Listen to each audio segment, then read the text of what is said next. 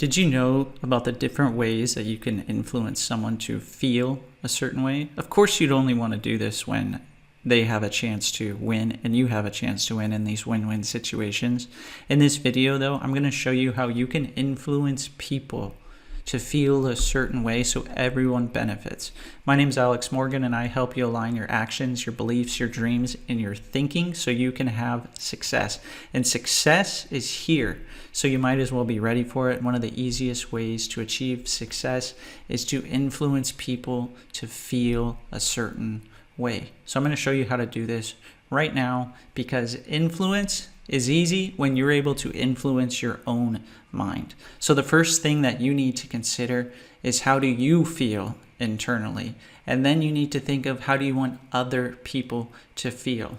So in order for people to be persuaded or to be influenced, you need to be in a nice, powerful, resourceful state. So for example, if I want someone to make a decision, then I need to probably be in a nice, excited, curious, and decisive state myself.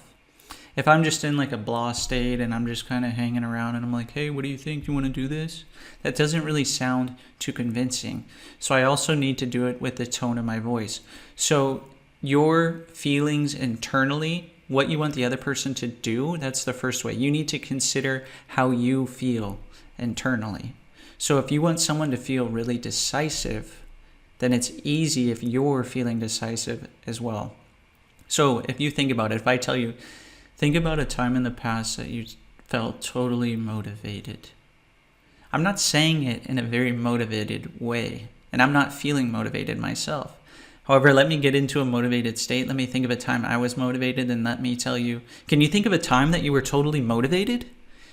See? You probably feel that much more motivated just by me changing this. So the first thing that you want to do is think of your state. Think of what you're doing. Think of how you're using your language, and this will have influence over the other person. The other way is, you want to be able to build deep, unconscious rapport with someone. This is one of the easiest ways to influence someone, because when you have rapport with someone, you get a process of responsiveness. What does that mean? That means when you say something, most likely if you have deep unconscious rapport, they are not going to reject anything you say. Most of the things that you say, they're going to accept those uncritically. Now, why do I say unconscious rapport? Because there's a lot of times that you build rapport with someone and both of you are kind of like, oh yeah, hey, it feels like I've known you for a while. Yeah, this is pretty good and everything. Sometimes we're aware of these things on the conscious level. However, unconscious rapport, because some people say, hey Alex, am I going to get caught? No, you're not going to get caught, because it's going to be at the unconscious level. It's going to be deep in their mind. You're going to be able to do something with them to show them that they can win big, just because you have deep unconscious rapport. And the easiest ways to build deep unconscious rapport is, you're going to either match or mirror something they do with their physiology, something with their tone of voice, or something with the language that they use. And I'm not sure if you knew this, however, there was a study done about 50 years ago. They found out that 55% of communication was with our physiology. So things that we're actually doing with our body. 38% was the tone of voice that we use. And 7% is the language, or the words that we use. However, if you build deep unconscious rapport, you can use all three of these and have each of them be the difference that makes the difference. I like to just start off building deep unconscious rapport. One of the easiest ways to do that is to focus on where the other person is breathing and how they're sitting. This builds really deep unconscious rapport. So are they sitting more straight up, or are they slouched down a bit? Are they further up on their chair, or are they leaning back? Where are their hands? How are they tilting their head? So pay attention to their posture. And all you have to do is sit there and match their posture. Of course, they're not going to notice you doing this. How can this be in their conscious awareness? Now, the other thing that you can do is watch the rate of their breathing. So how fast and how slow. and where in their body. So a lot of people, they're going to breathe more in the chest area. And when you're breathing in the chest area, guess what? It's going to be more fast. Then down more in the diaphragm, that's going to be more middle speed. And then you have the belly breathers, people more like me, and they're going to be breathing a bit slower. So this is how you really build rapport with someone. With the voice, you're going to just pay attention to how fast they're talking or how slow they're talking. Or are they talking more loud or are they talking more soft? You just pay attention to these things and be very subtle. Just make a small change.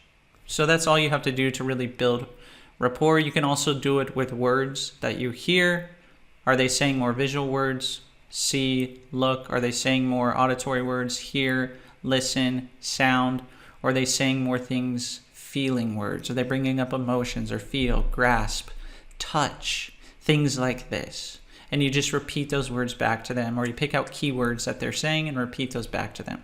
So that's how you use all those to make the difference, and how you use all those things to make them feel a certain way. Because when you combine how you feel internally before the conversation, right? Like I said earlier, and then you build rapport with them, chances are they're going to then kind of adopt your state. So let's say we're in a sales call and I want someone to be decisive. And I want someone to be curious. I want someone to be excited about all of this.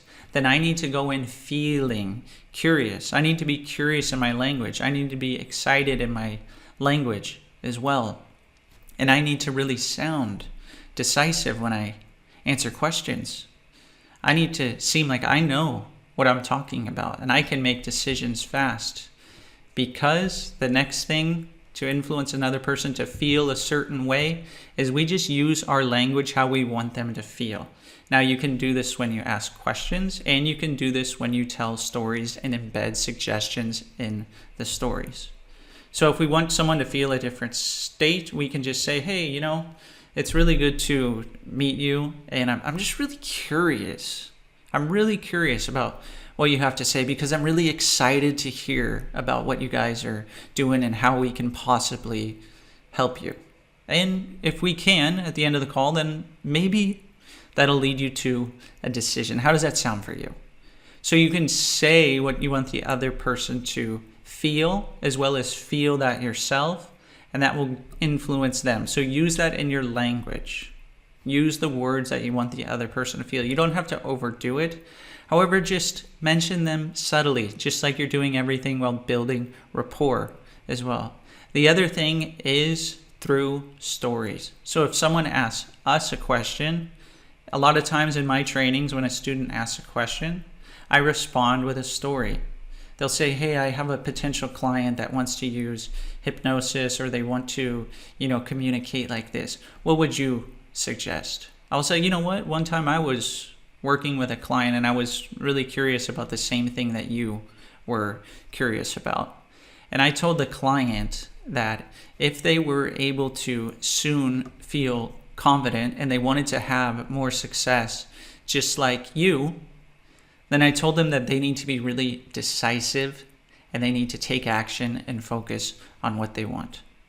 So in that little story about a client that I had, I said curious, I said they were learning, having success, and they were really making a decision. So I was installing these states and embedding these suggestions. So when someone hears it, they're thinking about these things. And they're not thinking about them consciously.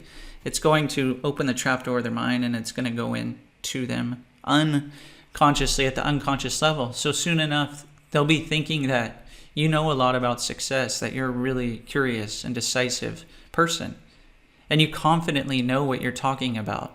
And you don't only have to use these words, you can use any words that you want. You can do this in everyday conversation. Let's say with your family, with your spouse, with your closest friends, whoever it is. You can just subtly suggest to them different things that you would like them to feel. You could say, hey, you know what? I noticed that you've been really excited lately, and you've been full of joy lately. What's going on? And then they may think about it and go, yeah, you're right. So you can subtly do this as well. This is a great way to do it in everyday conversation, and you can do this with your colleagues as well. Hey, ever since we've been working on this project together, I noticed that you've been really enjoying your work and you seem really fulfilled and satisfied with everything. You don't really even have to ask a question. You just make a statement. You're suggesting it to them and they'll be like, oh yeah, that's right. And this shows you that you have lots of flexibility in your behavior to say and feel different things. So you can influence other people to feel the same way. And make sure you're doing this with resourceful and powerful and empowering states, really positive emotions. You don't want to necessarily do this with negative emotions and influence people with those. However, these are all ways that you can influence people.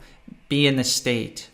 Build rapport with them. Have an intention when you're building rapport with them, what you want them to feel, what you want these people to do so you both benefit. And do it with your language or telling stories or answering questions. You can just put in small little stories and embed those suggestions so you can get people to do what they actually want to do.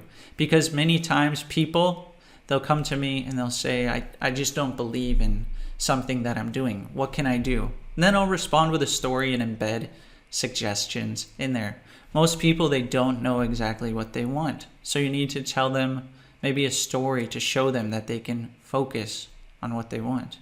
One time I was working with someone and they came to me with a list of all the things that they wanted to achieve. And they even had all these experiences that they wanted to achieve. And they were so excited to do it.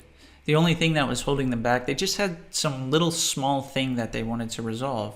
And so I started talking to this person. I told them a few stories and they became really curious about how they could resolve this. So I told them all we need to do is a simple and easy technique. And they got so excited that they allowed their mind to get rid of this problem so easily and so effortlessly that they never thought about it again.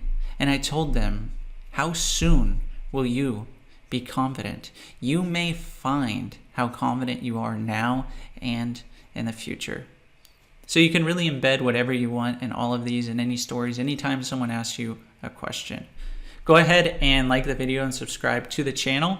If you enjoyed watching this video, this was a really fun one for me to make because I love being able to influence people and I love to have a resourceful state inside of me because I know that it really makes the world a better place. I really appreciate everyone who has been subscribing, leaving comments, recommendations, suggestions. It really helps me keep making these videos every single day. Thanks so much for watching and I hope to see you on the next video.